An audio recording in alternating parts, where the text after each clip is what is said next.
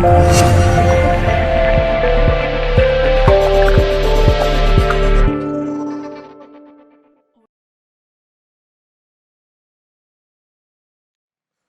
and welcome to another camera review. Today I wanted to seriously discuss how we go through different types of footage that you may have, whether it's a 4K footage or it is a footage that is 6K. Now the 6K footage I'm going to show you is going to be about having different type of formats.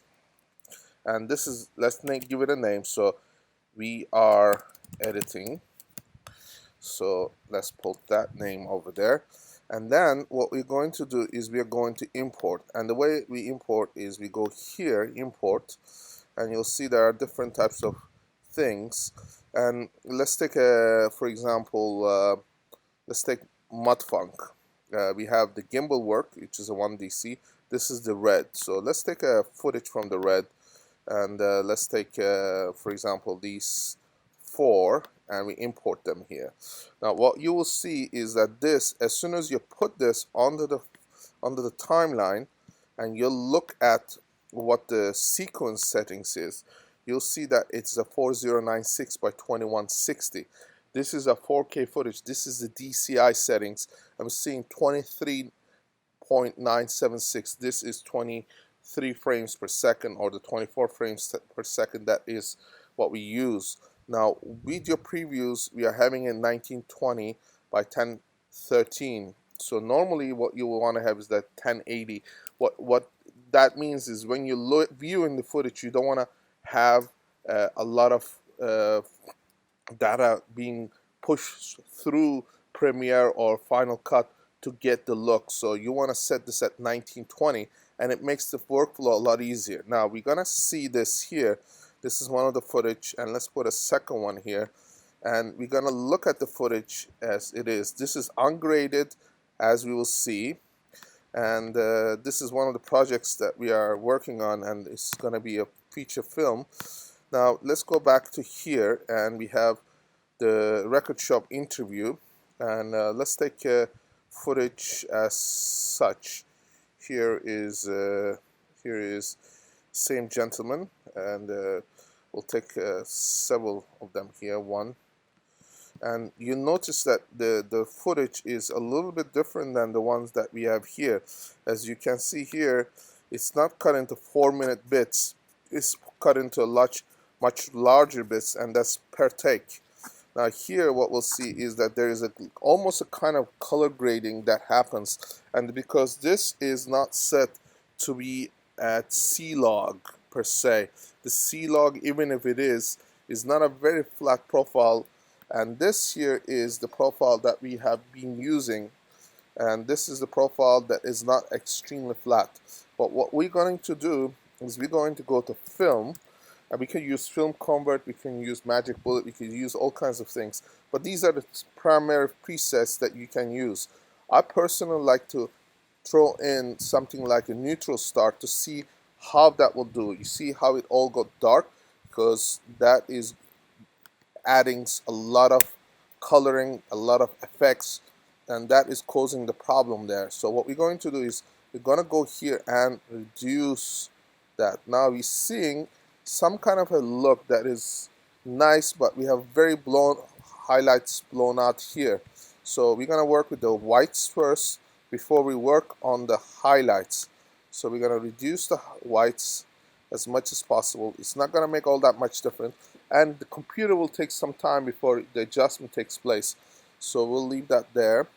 And then the highlights, we're going to reduce the highlights considerably, and let's see how that goes. Yes, now it's a little bit better. Now we can shoot this in HDRX, which is the HDR format like we use in the film industry, and it's the same way of like taking 3 exposure settings and compressing into one. This was not done that way, but we could do it that way. And also we can look at the color temperature. Here we're seeing a lot of bluish tones, so what we're going to do is I'm going to increase the colors a little bit, give it a little bit warmer look. But as you might see, there is a little bit of saturation over there, and that is a little bit too much, so I'm going to tone that down a bit, so we'll give that kind of look. Now what we will see is as this is playing, okay, it is somewhat nice, but you have to kind of see the image as it plays, because what will happen is that the exposure, all the settings will show how much you have done it correctly. Now let's look at this from this perspective. This is the ungraded footage, this is the graded footage. We still have a little bit of darkness in the shadows. I'd like to lift that up a little bit more so we can have a little bit more here. You see, that's much better, and I think it gives this nice, more naturalistic look. Now the same way we could go here, and let's grade this part of that footage, and the footage we will do is we'll use a blue ice. Okay, you can use any of them, but I'm just choosing one that I think might look good, and we're gonna go with the bluish tones here. And as you notice, this is a little bit underexposed, and I don't mind being underexposed because it gives us that option. So we are in the basic settings for the exposure, and you must remember you're in the FX, you can do that in under editing. What we're gonna do is we're gonna lift up the exposure and give it that nice little kind of look. Now you are viewing this in 1/4 of this possible quality, so that means 1/4 the quality. When it gets up to the full quality, it's gonna look really nice. But right now what we're having is a little bit of blown out whites, so we're gonna reduce that a little bit.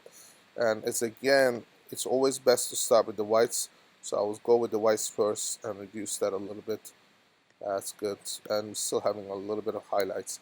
And of course I haven't touched the contrast. I didn't touch the contrast in the other one as well, and there's a very good reason for that, is because I want to see how much I can play with the shadows, play with the highlights before I turn on to playing with other things on this. Now as far as saturation, I kind of like the saturation, but I want to see more of a kind of faded out look on his face, so I'm going to just drop it down a little bit, and that will give it more of a look that is very cinematic. Now we could throw in a tealish look on this as well, but I haven't done that, and there's a very good reason why, and that is because if you start messing with the color wheels before you do the general correction, it's gonna mess this up. So here we have the other things that we're looking at, and as far as the shadows are concerned, I would love to lift that up a little bit to give that look. Now without the addition of shadows, you're not gonna get a very cinematic look. So let's look at this in this format. Alright, okay.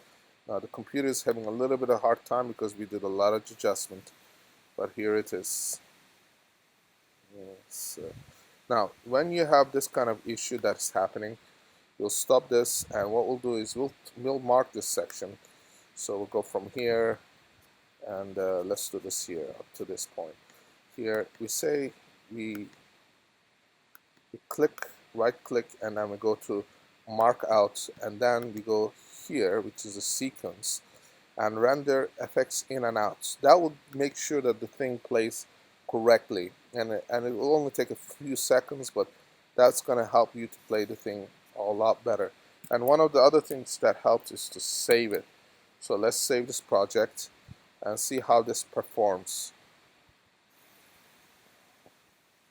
Okay, it's still a little slow, so we're gonna go to 1/8 the speed or 1/16. Alright, so we'll let the computer catch up a little bit, and in the meantime let's go here. Now you notice that there is no sound files here, and that is because we didn't record any sound for the red footage.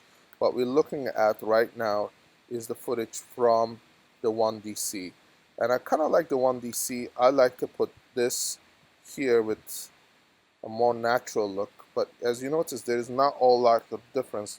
This is the after and this is before. Now if we are going to match this with this one, it's going to be a lot difficult, but we'll put it anyways so we can see what happens. See the extreme differences in the way the saturation just blown out.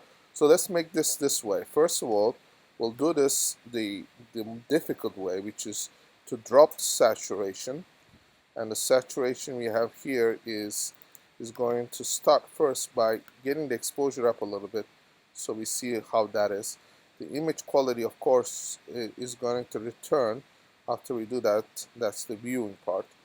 And then the saturation is here, so we drop the saturation, and that's better. Now, as you might see, the whites here are again blown out, and that's not because we didn't expose it properly. We exposed for the face and not the background, and that is more important. A lot of people make the mistake of exposing for the background, and that gives a lot of trouble when you are doing the editing, because you don't want to have someone's face blown out, and that causes issues that cannot be corrected in the post.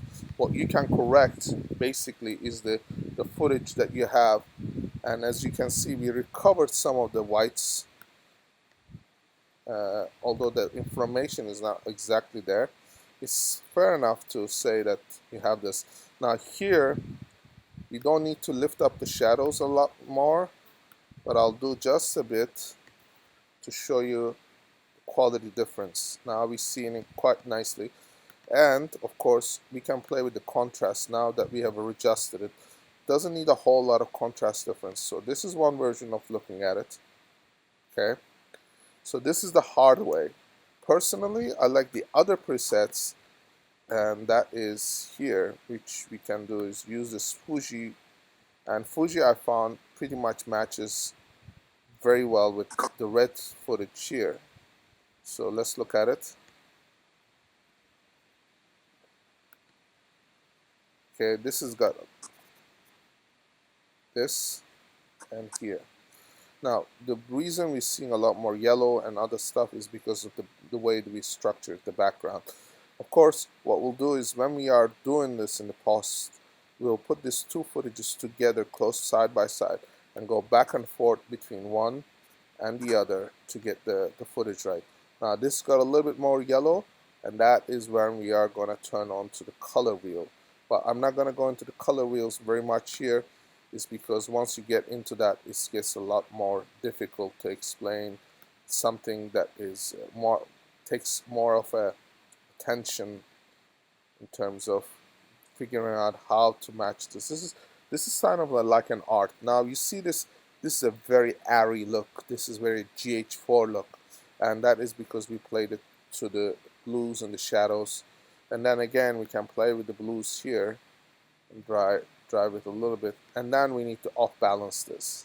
Okay, now the Fuji reel did not work as good, is because what we're having is losing the saturation on it, and the saturation, of course, again needs to readjust it. So it's very important to know what you're doing, and each element that you tweak or change is going to affect the way you capture it and the way you correct the image. Now, I hope this gives you a kind of a highlight on how we edit this. I personally like to work with the red footage, and this is the kind of look that I prefer to go for. Now, one thing that will help, and this is one thing I really like doing, is adding, for example, bars and tones. That adjustment layer is there, so we take the adjustment layer, drop it on here. Okay, we go there, see, and we extend this a bit, see how that works. So now we have the adjustment layer. Okay, and adjustment layer is really nice because then you get to do all kinds of stuff. So let's give this to 242 by 1 format, and we drop that from the crop here, and we go here, and we're going to do this. We're going to see here the top and the bottom. So I'm going to crop 10% from the top and 10% from the bottom, and that equals to about what we'll have as a 240:1. If you look at the ratio, this is a very cinematic ratio, and if you watch the footage, it is very cinematic. Now this is 1/16 the color quality, and and the quality that you would normally see. So when we stop, it goes to the quality that it's supposed to have. And you could pretty much crop this and it could be as good as a photograph because it's shot so well. Okay, and here again you can see how that beautifully renders into an image that we can use.